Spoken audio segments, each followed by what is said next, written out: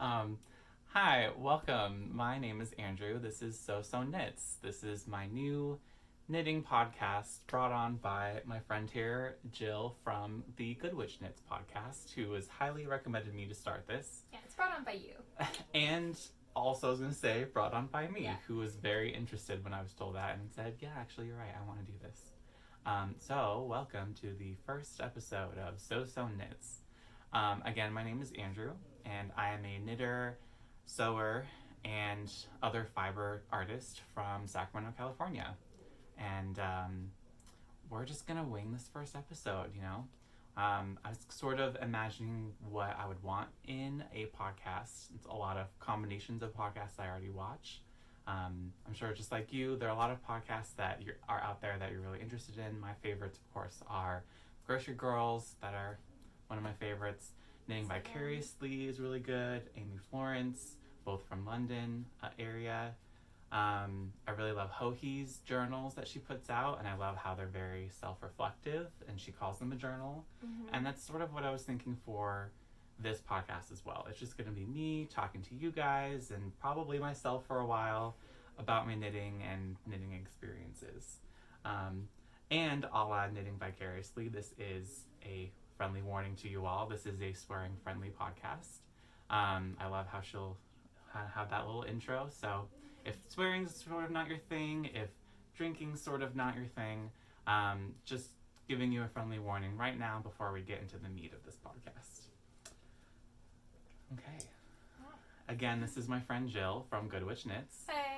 You can check her out on YouTube as well at her channel name. I believe it's the same. It's Good Witch Knits. Yeah, I'm very privileged to be here today. Yes. I'm a little nervous doing this myself for the first time, so it's really nice to have someone like Jill here who is... So fine. You carried my last episode where we talked about knitting together. It was a fun time. I had a really good time, and so I wanted to do more of it. So I'm really privileged and honored to have Jill here helping me out with my first episode. We might do more in the future, but just for reference, this is going to be a solo podcast with possible more collaborations in the future. Yeah.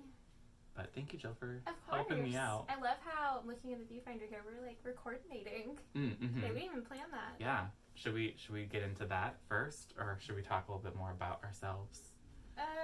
Well, our knitting projects almost are ourselves. That's right? true. It's an extension of ourselves.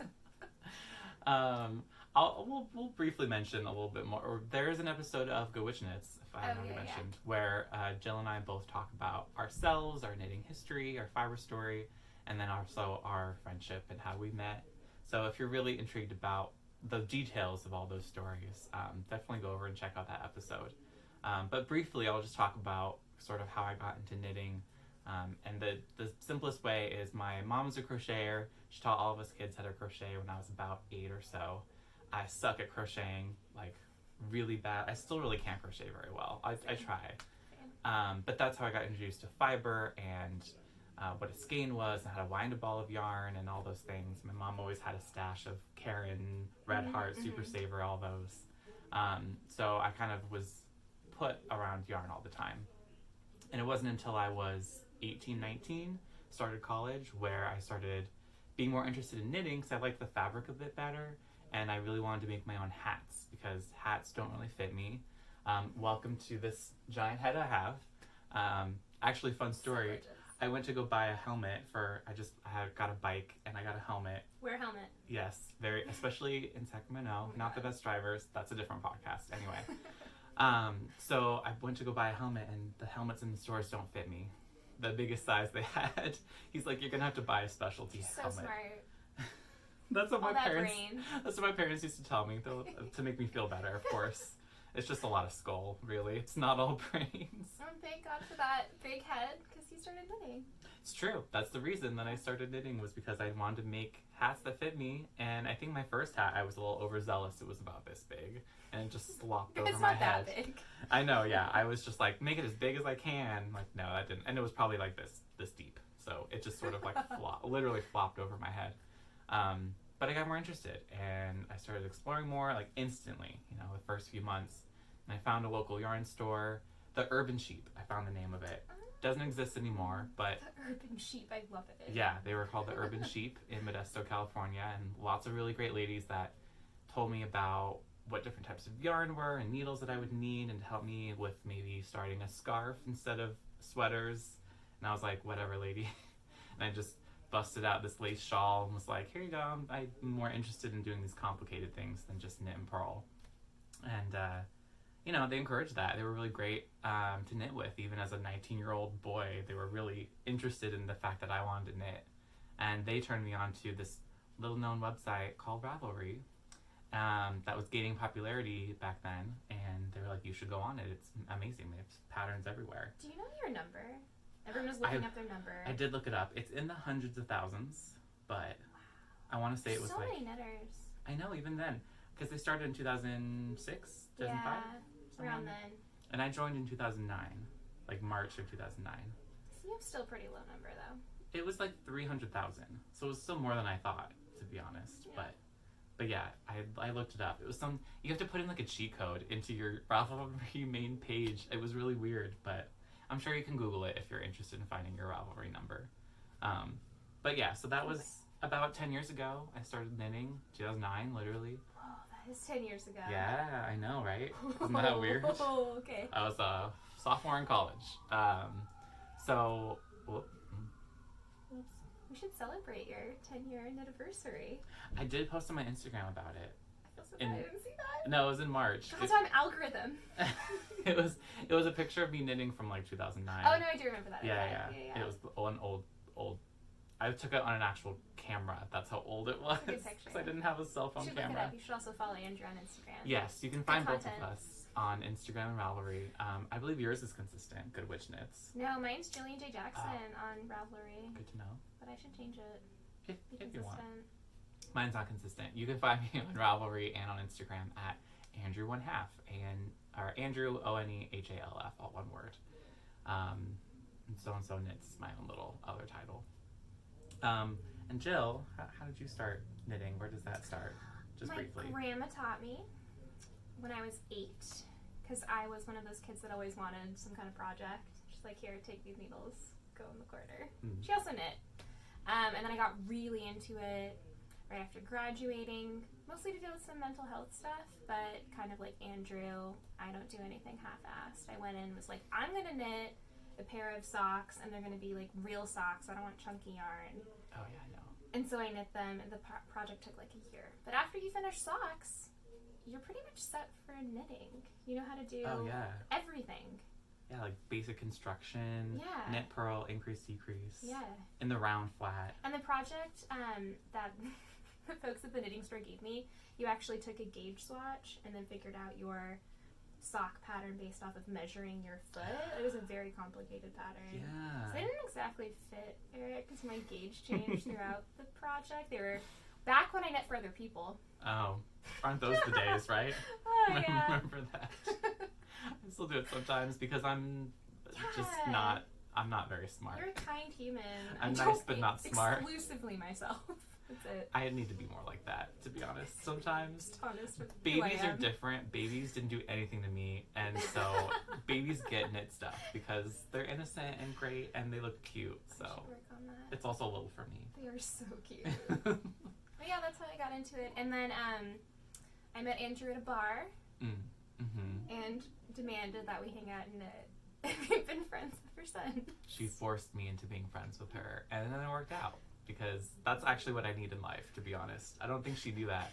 Knit with me. That's true. I'm so like non-confrontational. I'm very shy when it comes to stuff like that. I am with everything except knitting. It's just so cool. I so appreciate the people that can just walk into a room and demand a presence, but also like get what they want and say what they want to say and without reservation. And not saying that that's Jill, but that's Jill in knitting. I want to work on that. But yeah. I'm gonna take that. Okay. Yeah, I'm not type. Me and knitting. I was very like solo knitter in my room, self-conscious. Like I had that knitting group in Modesto for a little bit, but they were all like 40, 50 plus year old women, white women from the suburbs. Yeah. And we didn't have a lot in common, although they were welcoming and curious and like wanted to cultivate it, but we just didn't have a lot to talk about that were in common. I was 19 and in college and I think their kids were 19 in college. That was about it. So, you know, it was tough. What I think is so cool about podcasts, though, is because you can still kind of approach knitting from that solo knitter point, but then you're going to connect with people from all over the world. Which I'm so excited about. Yeah. Yeah. It's just a perfect medium for you. Instagram's already great for that. Oh, so I true. so appreciate Instagram and finding new knitters and people that you follow that will introduce you to other people that they follow, and it's like a never-ending cycle of inspiration. Totally. Instagram is amazing. So yeah, that's a bit about us. Again, that's even a bit more detail than I thought. But if you want even more detail, we talked more about it on Jill's channel. Which, okay, this is such a tangent. You're going to get lots of tangents from me. But on your channel, we are episode 17. I remember that. Because 17 is my lucky number. I didn't know that. Yeah. I remember seeing that and I went, oh, that's my lucky number. That's crazy. So I know that we're on episode 17 of Good Witch Knits together. I like that. I always liked 17 too. It's like a good prime number. Exactly. Yeah. And it's, I don't even know why. There's nothing else in my life that's 17. Just meant to be. It just was a feeling. I don't know. But yeah, episode 17. We can link to it below too. Yes. I'll show you how to do I'll that. figure it out. I'll figure out how to do that. This will all be a learning process. And I appreciate you taking the journey with me. So let's just get into some stuff that we have finished.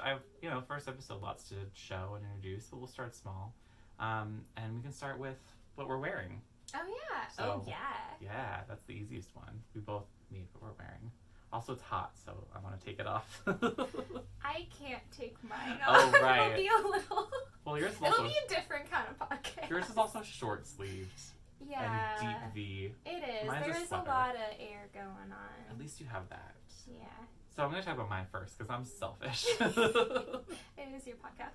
I guess it's true. I run the show. So I am wearing my Longfellow Cardigan. I love it. This is a Brooklyn tweed pattern that was designed by Michelle Wong, I believe.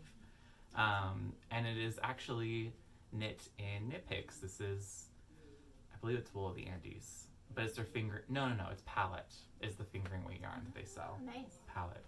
And I forget the name of the color, to be honest, but it's this really nice, like, burnt orangey kind of color. Terracotta. Yeah, definitely. Yeah. I knit an orange sweater cardigan a while ago that was an Andrea Mowry pattern, if you know Ronin.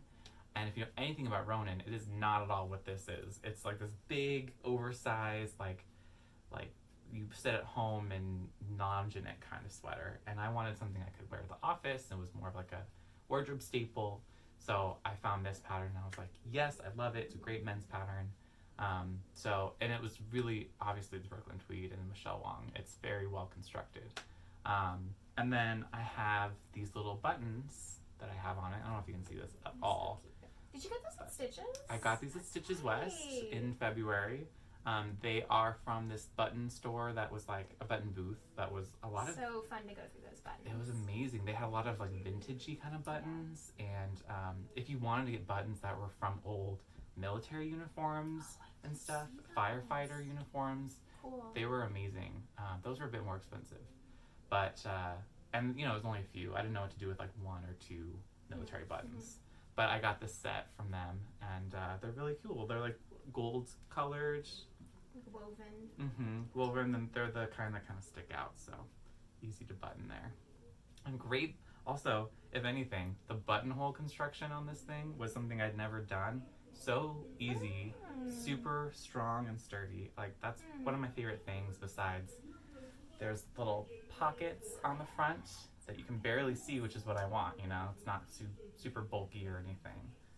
So, overall, just a great sweater, great staple. I wear it all the time at work when it's chilly. And it's fingering weight, it was very lightweight, which is really good, especially for right now, even though it's very warm. It's, 94 today in Sacramento? True knitters, we're wearing wool on a 90-degree day. Yeah, by a window where it's really hot still.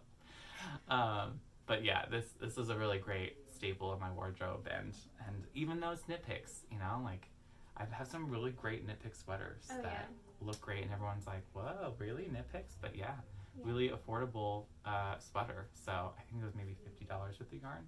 That's incredible. Yeah, it was great. And this was my challenge to myself, and also I think maybe it was a Grocery Girls Knits challenge.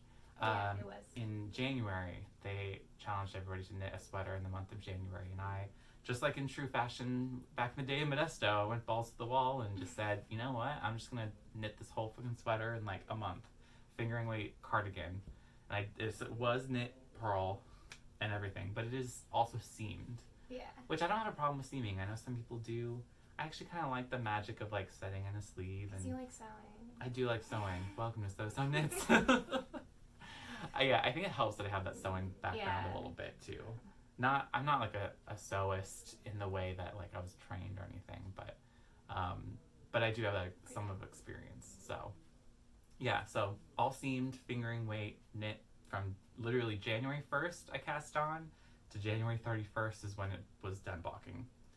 So yeah, this was a really good knit. I like it. Good. Thanks. I'm gonna take it off now. While Jill talks about her amazing ripple crop top. What if I can like... Yeah. You can't see it? You can. Yeah, this is the ripple crop top, which I'm so happy everyone is making right now. Mm-hmm. It's designed by Jessie May. I picked up this yarn at Starlight Knitting Society in Portland. I got to visit for the first time when I was up there, I guess like a month ago now. Yeah. And the yarn is Chasing Rabbit Fiber, and it's her fern base, and the colorway is Ring. Ooh. I think it's a really aptly named color. I think so. It's kind of like a brass ring. Yeah, it's a little like more orangish on camera, but it's definitely like a gold yellow kind of in person. Like my little posturing. And it's a crop top, and I'm trying to get Andrew to make one of these as well. Our knitting group is doing a ripple along because Jessie May's patterns are just awesome. She also has a rippled bralette, a racerback tank top. So hopefully down the line, Andrew may make his own version of one of these. We've talked about variations that could be put on to make it more of like a traditionally men's, because like all for androgyny. There actually is. I forgot to mention there is a guy that has knit the ripple crop top and the ripple, the racerback tee. Not the ripple, but with the racer. Did James Watts make it? I don't think it was James Watts. I think it was someone else. Okay. Love him too. But he can pull off anything. He's my knitting hero. We don't know James Watts on Instagram. We don't know him in real life either. No. I wish we did. No, he's this perfect androgyny of like he can wear men's stuff. He can wear women's stuff. He can wear like androgynous stuff. Like he can just do anything. And he has so much confidence, it feels like. So well. Yeah. I appreciate that, but I don't personally identify with that in the stuff that I make for me and what I wear. Yeah. Especially I want to wear stuff that I can wear at the office too. Mm-hmm. I do work at a university, so it is a bit more of like it's casual, but it's not that casual. Kind of conservative. Yeah. Too, right? Yeah. I don't see students, so at least there's that. I don't see the public at all, but even still, it's not. I'm not gonna be wearing like a racerback tee to work. I guess that's the point. I could wear it to whatever I want, but I have thought about a crop top modifications to make it a bit more my style, which I guess is the point of knitting. Exactly. Knit it to however you want. Yeah, which I did. I lengthened. This is lengthened by 2 inches. That's amazing. And it's still. Ooh, look at that! Yeah. I'm able to lift myself like that. It's still somewhat cropped, but. Yeah. It looks great. You should make it. Everyone should make one. And it looks really well constructed too. Like I love the seam on the top here that you have. Like the knits and pearls line up perfectly. And the what's this called? The collar? Oh yeah. Right? Mm-hmm. It's an I-cord as you're knitting it. Like it's not picked up and added. Like this an I-cord edge. Exactly. Okay. But it looks really good. It does. Yeah. Yeah. I might be a bit more conservative if I were to do one. And I gotta find yarn for it, so awesome. That's cool. Okay. Well, should we talk about some other FOs? Do you have any other FOs that you brought? I don't. Okay. No. Well, I'll mention a few just because, again, first episode, let's talk about some other stuff that I have. This is good. Yeah, it's the only other thing I have with me. It's exciting. Whatever, it's fine. This is enough. But it is my recent FO, and this will soon be on Ravelry. Most of my other stuff, if you're curious, I'll probably talk about in future episodes. I'll wear, but they're all going to be on my Ravelry. He's so good at Ravelry. I try. He's so good at it. I really try because it's easier to just reference back when you've already had it fresh in your mind instead of trying to remember. I do that with sleeves. If I modify a sleeve, I have to put it in Ravelry notes, and then I'm like, I forgot what I did on that sleeve. Yeah, I did that on the Strange Brew because the sleeve's so baggy that I modified it a lot to make it a bit tighter fitting.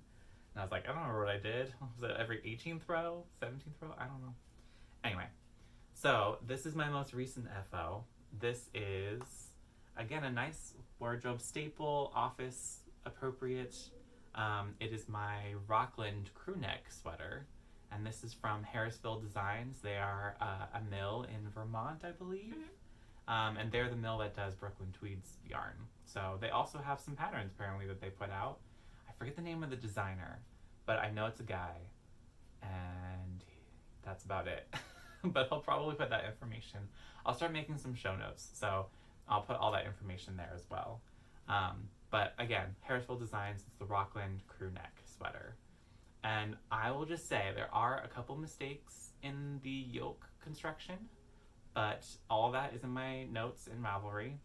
Really minor stuff, but otherwise, oh my god, it's an amazing pattern. I was so impressed with just looking at it on Ravelry before I passed it on, but now that I've made it, it's genius when you get to the yoke because, again, I just talked about how I love setting in sleeves. I don't know if you can see any of this, but whatever. I'll bring it closer. Let's get you in closer here, friends. But, ooh, there we go. You can see a bit more. So it kind of has this like set-in sleeve construction. It still looks really dark. Should I tap it? Maybe no. Don't mess with it. You can see. You can still see it. Okay. And then maybe I'll tap it. Tap it. Welcome to this first episode where we mess around with technology. Yeah, whatever. You can kind of see through it, but you can kind of see this like sort of set-in sleeve stuff going on. I guess that's the hard thing about like dark. Yeah. Things. Oh, but I love that it's dark, but just not for filming. Yeah. But just you can see all the photos again on Ravelry. This yarn, is that this yarn? Oh, we'll get there. Okay. Girl, we'll get there. Okay. I'm so excited. But the yoke is great because it is a set-in sleeve yoke, essentially, but you do not set in the sleeves. It is completely a faux set-in sleeve. So you're just doing a bunch of decreases where, because it's bottom up, so you're doing a bunch of decreases along the shoulder line right here. And then they'll have you knit like the back and the two fronts separately to shape the neckline. And it's really well done. The collar is also so cool. It looks like it's sewn in. You just do a 3-needle bind off, and it's never done that before, but it was really, really easy. And I just love it. And it is knit in a very special yarn to me. Rosa Pomar's Vavo. And you can see behind me, I just love Rosa Pomar's stuff. This is a poster that I bought from her website. You may have seen her before, like she collabed recently with La Bien-Aimée, and she's based out of Lisbon in Portugal. Part of what I didn't mention about my mom, she didn't introduce me to knitting, but she introduced me to fiber and fiber arts. And she's also Azorian. So if you don't know, the Azores are a chain of islands in the Atlantic. They were owned by Portugal. They're still related to Portugal. And so that's kind of where my fiber identity starts from, I guess. Not so much now, but it's sort of like their roots, you know. And my Vavo, my grandma, she was a knitter also. My mom was a crocheter. She was a knitter. She probably did the same thing I did of like, I can't knit, I'm gonna crochet. And then now I'm like, I can't crochet, I'm gonna knit. But all fiber-minded people in my Azorian side of my family. So it just makes me think of my Vavo and my grandma. And so I just thought I wanted a sweater that could be something that is like a sweater my Vavo would make me, you know? It's perfect that it's literally called Vavo. Don't worry, yeah, it's the perfect naming. When I saw it released, I was like, I want this yarn. And actually, there is another yarn that Rosa Pomar does called João, which is what does that mean? It's a name, so it's basically the Portuguese equivalent of John. But it also apparently is the name of like sheep herders in mainland Portugal. Which is what Azorians will say. We'll say mainland Portugal because Azores. But in mainland Portugal, I guess João was like a type of sheep herder as well. But it's also just John, essentially, in Portuguese. And that was my Vavo's name, my grandpa. So I bought my mom a couple skeins of I didn't Juan. know that. Yeah, his name was Juan. Juan Hapus. And Hilda was my vavo. Hilda Hapus. So beautiful. And also we're aside too, like in Portuguese culture you'll keep your mother's maiden name typically, so you can trace your family back really easily for that reason. So anyway, so it was Hilda Medeiros Hapus. Anyway, but yeah, so I bought my mom a couple skeins of Juan and a couple skeins of vavo for my vavo and vavu, and she was just instantly super on board. So She doesn't buy specialty yarns, but she also doesn't know about them. So I was like, hey, there's this really cool person out of Portugal that does yarn, and here's some stuff of hers. So she made me a couple of baskets that she was crocheting. So I have a couple plant stands actually that she crocheted and gave me. They're really cute. But I yeah, have one of your mom's crocheted creations actually. she was busting stuff I out. remember that. It's my Yeah. cat bed. Sebastian's current cat bed is one of your mom's. I'm glad he crochet likes it. basket. He loves it. Yeah, he kind of likes smashing it down too. But yeah, That's great. thank you for that. I think I told her, and she was really happy. So, but yeah, so this means a lot to me. I thought of it as like a Vovo sweater, like she made it for me. And so anytime I came across a mistake that I'd made or some issue, I was like, you know what? It's part of the charm. I'm just gonna keep going. I'm also a bit of a perfectionist in knitting, so there's not that many mistakes. This is why we're friends. It's hard because you want it to look best, and you can just rip it back and knit more. Like, what's the problem with knitting more? You're gonna spend that much time on it. Yeah. You know, like why not do it right? And you're not gonna rip back later when you're finished. Yeah. You're never gonna do that. So this is the time. Even without any of that backstory, this is such a stunning sweater. Thank with you. that connection to your family. Yeah. I'm gonna think of my mom and my Vovo every time I put it on. And yeah, I just wanted it to be really nice, cozy, simple sweater. So this is all Rosa Pomar yarn, and it's her. Here's my sheep. My Aunt Mary was also recently here, my mom's sister, and she helped with the reading of, because my mom can't read, but my aunt can because she's a bit older. So she was helping me. Number 10, Serra de Estrella, is the sheep right here. That's the type of yarn that it comes from. The Serra de Estrella sheep. Right, because doesn't her company support these sheep and like the maintenance of these potentially endangered Portuguese sheep? That's so cool. They're all different, and that's what this poster is. If you see it here or see it online, they're all the different types of sheep from Portugal, and most of her stuff is some of these sheep that are listed here that she supports. This is intentional slow fashion, right? Like there's not one part of this project that doesn't have meaning. I love it.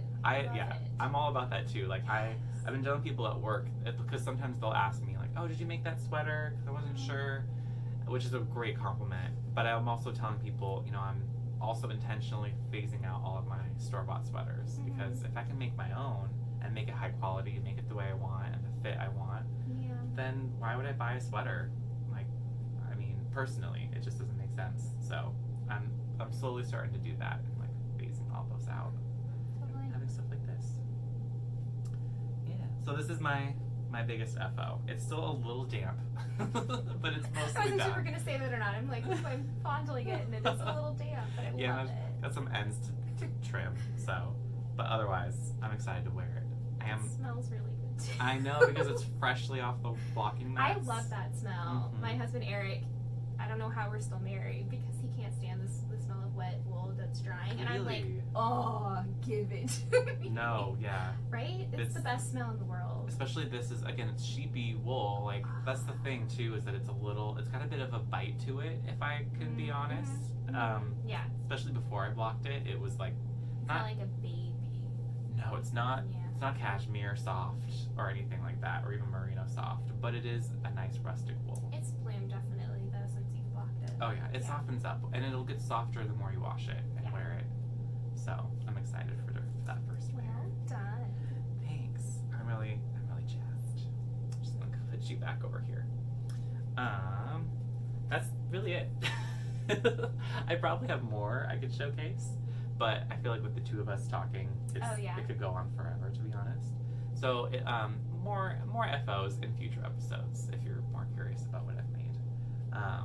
But we can talk more about some whips that we're working on. Whips. Yeah. and I feel like I've been talking forever, so please, Jill, talk about your whip. Okay, because I have one. Yes. And it's a monster. Okay. I am working on the Flaum cardigan. So good. It is, I don't know how to pronounce her name, Justina, her last name starts with an L. Lord, I'm not going to try. But we'll put it somewhere. Jill's been updating her Ravelry, Yeah. so find it there. Go to my Ravelry page, because I'll I'm link it. actually updating it. Yeah, I'll link it down below. But I do know the yarn that I'm making it out of. This is Quince & Co. Owl in the tawny colorway. Yeah. And this, have you knit with this yet? No. It's so good. It's a 50% alpaca, 50% wool. Oh, I didn't know that. Yeah. Oh, whoa. Yeah. No, now that I feel it, So it has the drape of alpaca, Right. but like the wooliness of wool. Because alpaca, if you've ever made anything with that and then you block it, it's just hanging off of you by the Very, time. very drapey. Yeah. Which can be nice, but it's perfect with this kind of sweater because the way it's constructed, it needs to be able to drape. And that's why it's really good that it's made out of the alpaca. So even though I'm pretty sure this yarn is woolen spun, and woolen spun typically doesn't have a good drape to it, the alpaca in it makes it. Wow. Quince & Co, Drapier. guys. Yeah. But yeah, this is definitely a labor of love. Love. I've only had one beer, okay? She's also a small person, so. It's all over Fisherman's Rib. Oh, I didn't know that. Yeah. Oh, wow.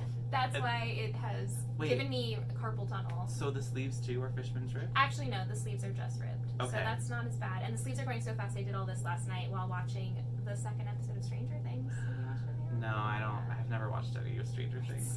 That's what I keep hearing. Yeah, I know. So good. I need to get into it. Yeah, you do. So we can talk about it. But anyway, I thought it was really good because I only watched one episode and knit on this. And yeah, it's me. Do you ever have to slow down with your projects? It's hard. Yeah, I actually did that last night because I was kind of suffering from a little bit of like a tension headache and it was dizzying to knit. So I was like, I gotta set it down and just relax for tonight. And it Just sucks. sit in life, you know, it teaches you to not do anything in excess. I Right. guess.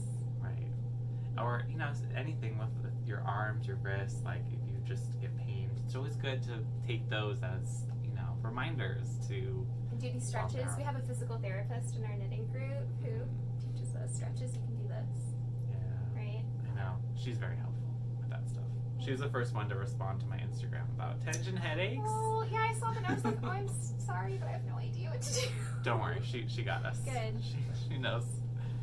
I don't really have anything else to say about this except for I finished the body finally. I did a tubular bind off Guys, look at all that tubular bind off. everywhere, and it looks so good. And I'm glad I did it, but Oh, but that edge, see, that's professional. Oh, that Yeah. lighting is terrible. But that is professional edging right there. I'm glad that I did it. It just took forever. Yeah. See, but now it's done, and you can do nothing but appreciate it now. I'm really excited to have it done to wear in air conditioning because it's really hot outside. I don't know, like I keep putting this on me because it's really soft, but then moving it off because it's like a really hot blanket. You're like sweating a little. Yeah. I feel a lot better with the cardigan off, even though it's, again, fingering weight, tiny sweater, but oh, it's so warm. Yeah, that's amazing. I'm really excited for that to be done. Me too. You don't even know. Oh, yeah, I can imagine. I've got a couple things that I can show.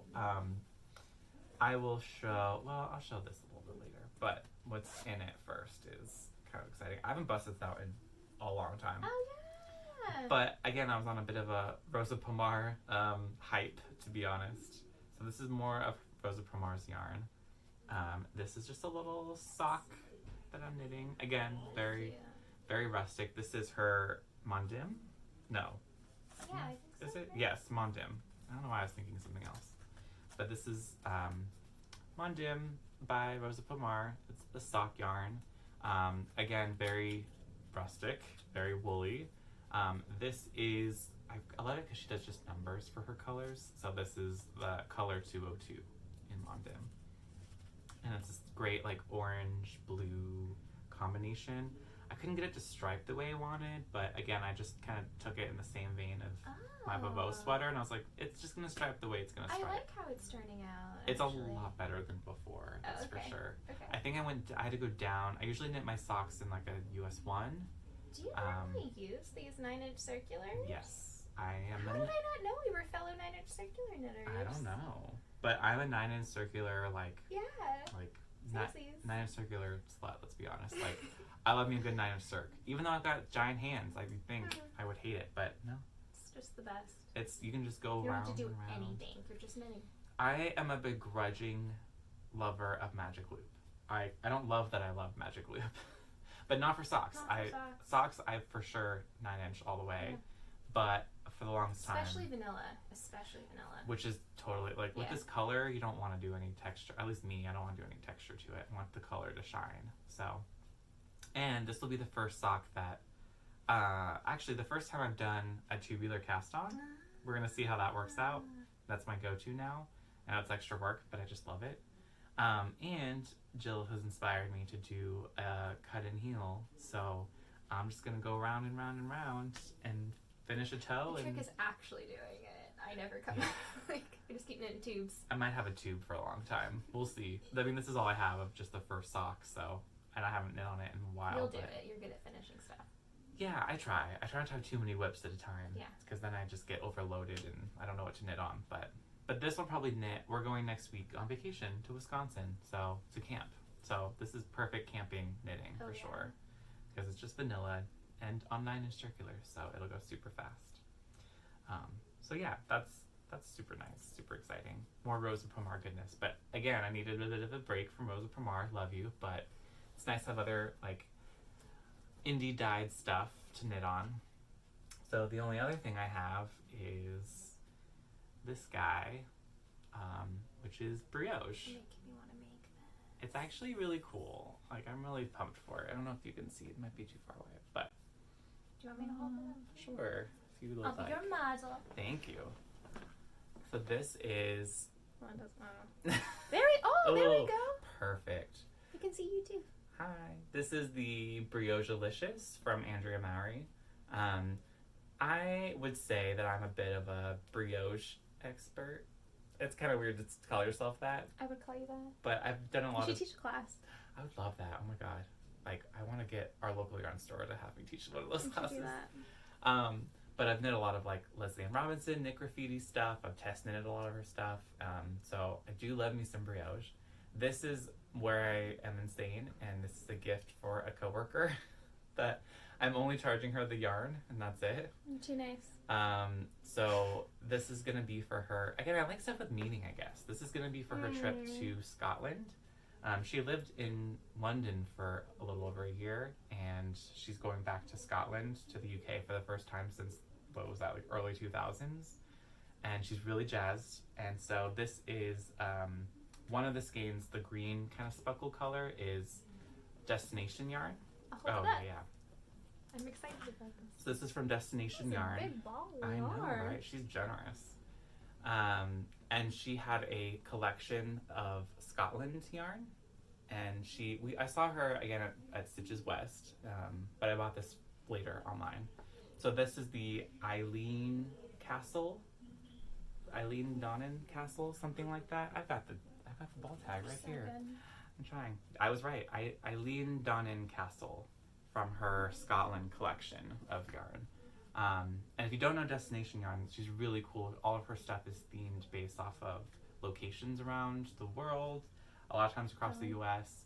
At Stitches West, I snagged a couple of her specialty showcase yarns for that event. So she did one for Monterey. That's right. And that was really gorgeous. It was I have it. It's really beautiful. I'm going to make my sister and her husband some socks because I'm too nice and I like sentimental things. Monterey's where they got married. Sense. Yeah. So they got married in Monterey. They both lived in Santa Cruz for a while. So very sweet. I'm like, here you go. Here's some. They live in San Diego now, but I'm like, here you go. Here's some yarn. And my parents just moved to Florida, and I bought some of her San Francisco yarn. So I'm gonna make them maybe some socks, but I don't know if they'll need it in Florida. So I don't. Air conditioning's cold there. They'll need it. Okay. Yeah, that's good to know. I was just like, dang it, what do I make you now that you're in Florida? But yeah, so this will be for her trip to Scotland in November. So I got lots of time. And then the other 2 skeins of yarn, I'm sort of like knitting 1 row of each because they're a slightly different color. I don't really know if you can tell, but they're both this like bluish grayish color. They look pretty much the same, but just to be extra sure, I'm striping them. And I do not have any information on those besides the fact that they're from our friend Rigel, who, and that ball tag. Oh, is this the actual one? I just knew it was... For one of them it is. I just know this is... One of them was labeled, one of them wasn't labeled. Her little logo. I love her logo. I know. So good. I know. This is our friend Rigel, who used to be part of Black Market Wool. Get her to dye again. She no longer dyes. Demand it. But she's got some great stuff, and she was gracious enough to let us have some skeins of her yarn that she dyed years ago, and I grabbed all the grays and blues that I could, and so it's a gift from a friend that I'm gifting to a friend. Again, I guess I'm just sappy. That's what it is. Sweet. I know. I want to cry. I like that kind of sappy stuff. I'm just fondling it. It's like really squish-worthy. Oh my god! When I first did that first section of just Rigel's yarn, it was the softest. This is stunning. It's just garter stitch. It's like damn sexy garter stitch. Yeah, I'm jealous. I might want to keep it, but Swish. I won't because I'm nice. But yeah, so I'm knitting on that. It's very basic, just plain brioche. It's fun. You increase at the edges because that's obviously what makes it a shawl, but it's pretty basic. So if you're new to brioche and don't really know how to brioche anything, there's not a lot involved besides basic brioche and just an occasional increase at the edge here and there. And that's it. So I do like it so far. We'll see when I'm 460 stitches in. Oh yeah, this is increasing on the edges, huh? Yeah. It's a crescent shaped shawl. Yeah. So it's gonna be big. I might cut it off before that. Mm-hmm. But yeah, those are my main guys that I'm knitting on right now. And they are both being held within some of my self-sewn bags. I said sewn too many times in a row. But So Sewn Knits. So Sewn Knits. Lots of sewn. But this is where my shawl is living. It is in a bag that I made myself. Eventually the goal is to create an Etsy and start selling some bags, so you might see that in the future when I get my shit together and finally have something that I want to market. They're worth it. But these are some like testing kind of patterns I've been trying to develop over some time. So this is one that I did. It's just a basic linen, actually, is this fabric. So a little bit different instead of your basic cotton. And then canvas bottom. There's nothing basic about this bag, though. It's simple. It's clean lines. I love the square base to it, right? Oh yeah. It's so cool. This is a cool like technique of like a tucked in, so you don't actually cut. Because sometimes I'll have you cut a rectangle or something or a triangle in to do this. It's really cool. It's like basically origami, squaring off the edges and stuff. It was really fun. And then just a simple, there's no pockets or anything on the inside, but I feel like I'm not at that level. But like a simple yellow lining and stuff. I love the lining. I think it pops really well. It's a good one. And then my other bag that my socks are living in is another like prototype sample.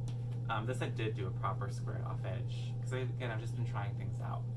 But this is Such a good sock project bag. Great little fabric that I got from. I know I got it on fabric.com, but the name of the. Is it Rifle? Yes. Rifle Paper Company. Rifle Paper Company. Damn. Yes. I wanted to try some fancier stuff, and I really liked this. So this was sort of a different technique of like kind of rolling the zipper.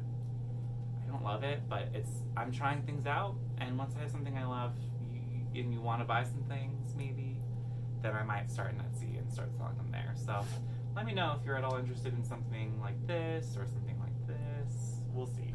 I'm gonna start developing more and more. I can speak testament to the stellar quality of the bags. And I also like the zippers you use too. Especially on these, some of my projects. I find that like the yarn will get caught, but I don't have an issue with these at all. With this zipper Yeah. specifically? So fun fact, you wanna know what that zipper is? Yeah. It's a little secret between you and me. This is a small project bag, perfect for socks, right? The zipper is for jeans. jeans zipper. So they come in standard sizes. I think they're 7 inches. So you can't get a zipper like that in a bigger size because they're meant to put into jeans. Well, I love it. It's substantial, but I guess you really don't want to get things caught in that kind of zipper. No, not at all. Yeah, I can speak from experience. You don't want to get things caught in a jeans zipper. Yeah. But yeah, there's some great zippers out there. I actually, leading into this guy. Zipper chat, zipper corner. Inspiration from Grocery Girls. We're gonna do zipper chat. I don't know how I'm gonna keep that up. Yeah. I don't have a lot of zippers. But I also have this guy. Oh, it's so good. This is my favorite. It might remind you of another bag, but we're gonna ignore that fact for a second. And we're just gonna talk about this that I sewed. This is actually a bit of an adjusted pattern from a website. I'm totally blanking on the name. I am too.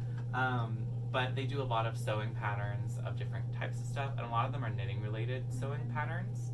So not project bags per se, but like tote bags and little notions bags. I know they've done that before. We'll think of it for sure. But they've got some great stuff. And this was a pattern actually that was featured in Making magazine, I think is what it's called. I love Making magazines. One of my favorites. And this is the crescent tote. I remember the name of it. So the crescent tote normally comes with, it's just like this. It's actually, I made it a bit longer. So the crescent tote usually comes to about here. And then it has little handles, so you are carrying it like this. But I adjusted the pattern a bit. Everything else is the same besides that. So I made it a bit longer, and I made it into a backpack. So you've got these straps here, backpack obviously, but then same thing, if you wanted to make it into a tote bag, you could do that too. And so, and again, just basic kind of canvas outside. It's all lined, and then I've got this great. The lining's so good. This great lining on the inside. It's actually from IKEA, so it was really fun. And my mom also sews. She taught me how to sew. So this is some fabric she actually gifted to me too. So she thought I'd like it. And it's got a pocket on the outside for all the stuff. I keep my headphones in here and other things, and then another pocket. Actually, the original pocket has it on the back in the middle, but since I was going to make it a backpack, I figured I didn't want something like put stuff in a pocket and it's going to be hitting me in the back. So I moved it to the front on the opposite side of this pocket, so it's on the front here. So I've got like, you know, all my pens and little knickknacks of sewing stuff, knitting stuff that I need. And just like a few pins. Just a few. I was that person that was like, what? Why do people buy pins? That's such a waste of money. I don't want to shell out $10 for this thing that's gonna go nowhere. And then I made this bag, and I was like, I need some fucking pins. Oh my god, this is so fun. So I have a lot of pins on here. Rigel also turned me on to not permanent, but like kind of more hardy pin backings. They're like locking pin backings. Where do you get those? Amazon. Oh, I need that because I'm losing them all the time. I know. It happened to me so often. Those pins are expensive. Tell me about it. I was pissed. They come in this little like pack of a lot. I don't remember, 50 maybe, and it was like $8 on Amazon. So I've been using these because I've been trying to bike more to work. I live very close to work, and I lost some pins in transit. And I couldn't find them, and one of those was this NerdBirdMakery pin. No. Yeah, I had Which one? This one, because I rebought it because I wanted it. I loved it so much. You told me I would have gotten you one. No, it's fine. I rebought it. I resupported her. I love her. Yeah. But I finally figured out. I was like, Hella Huga.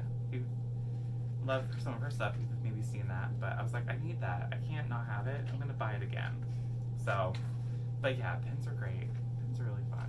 So, make yourself a bag that you can put pins on, or you know, project bags or whatever. Like, I love it personally.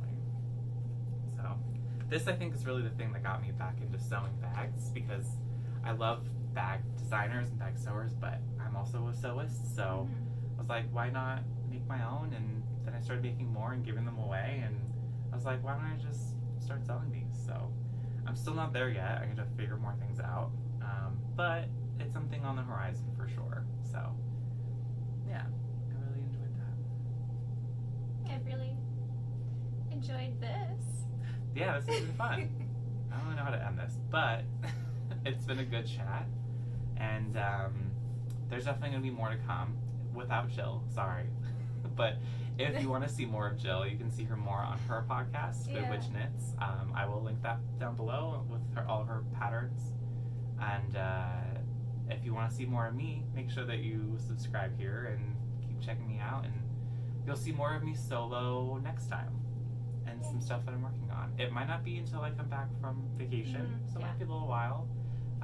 But otherwise, I'm excited to make this more of a permanent thing and just kind of hang out and chat and see more of what I've been working on. So, awesome. Yeah. Well, thanks, Jill, for being here. Again, it's an honor. It's an honor to have you and have you help me out with this first one. You're so fine. You're gonna be so fun. Oh yeah, I hope so. Yeah. It'll be good. So, thanks for staying this whole time and hearing us chat, and we'll see you in the next episode. Okay, bye. Bye.